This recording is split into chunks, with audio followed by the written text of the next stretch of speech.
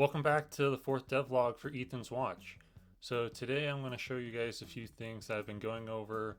First off, I got these new characters, which I'll show a little later on where I got them from. I also edited the landscape quite a bit. I made a landscape material that changes with height, and I'll show some of that. And then the last thing is I started working on the inventory system, and there's still a lot of work to be done with that, but I'll show you that one towards the end of the video. So here I'm just having a little bit of fun hitting some zombies with the car, which this was actually quite entertaining, but a little bit more work to be done on that at a later time. And so here are the characters that I've decided to use, and so they're pretty low poly. They work well with the other assets that I've had, and they have a decent amount. The most difficult thing on this was changing all the zombie colors, and I made that randomized between that like purplish and green color, but that is already taken care of, so not a huge deal. Other reason I kind of like this is it is already rigged to the skeleton, the epic skeleton, so I was able to reuse the default third-person animation set that Epic has. So that was pretty easy to go ahead and add that in. So far I like it. There's still some things I'm gonna have to change to it, but we'll do that later. So here I'm just showing me editing the landscape just to see what the landscape material looks like. I have some snow on there with some rock and grass and dirt, trying to make it look similar to those mountains in the background and that hill that's in there.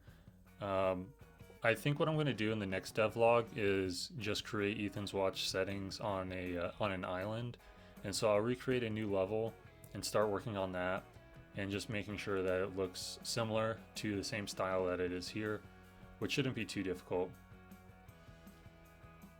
And so here what I'm doing is I'm just cutting deep into the landscape. I'm gonna add a water plane there just to see what it looks like, especially since this is kind of around the time I was thinking about doing it as a island.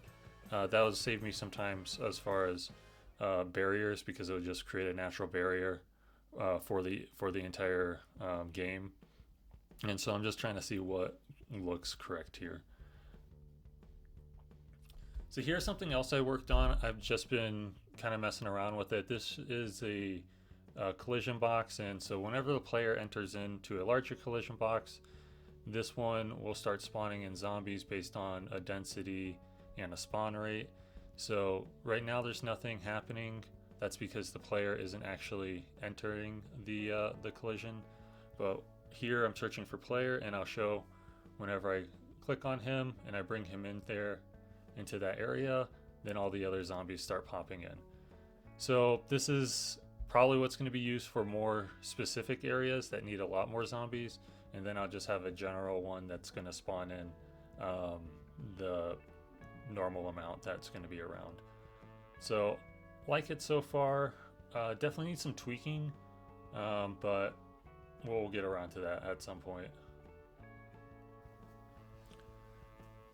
So now I'm kind of just showing what I've been working on for the inventory section. So there's all these different bottles or food or ammunition, and so as you get close to them, they'll highlight, and then when you hit the F key, you'll be able to collect them. And here I just changed the highlight color for a couple objects just to see how they look differently. And so there's going to be a total amount of weapons or ammo that you can collect. I think I'm going to do it based off weight. It'll make it a little simpler, and then you can split things, you can equip things. For food items, you can eat them. And then I also included this examine option on every single one, but I haven't decided how I'm going to do that. I think that's going to be more specific on whatever it is, and you can look into like the properties of the object.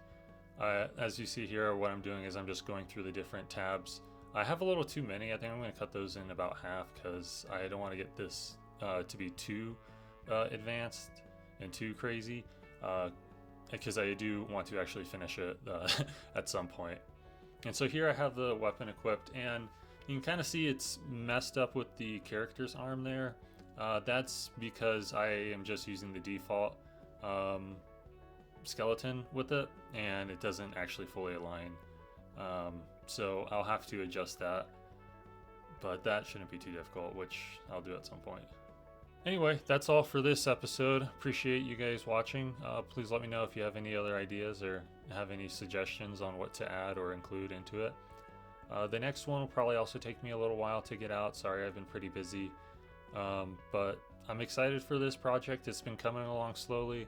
I am really excited to turn this world into an actual island, and then I can start actually building it out a little bit more. So I am looking forward to that. So anyway, thank you guys so much for watching, and I'll see you in the next one. Bye.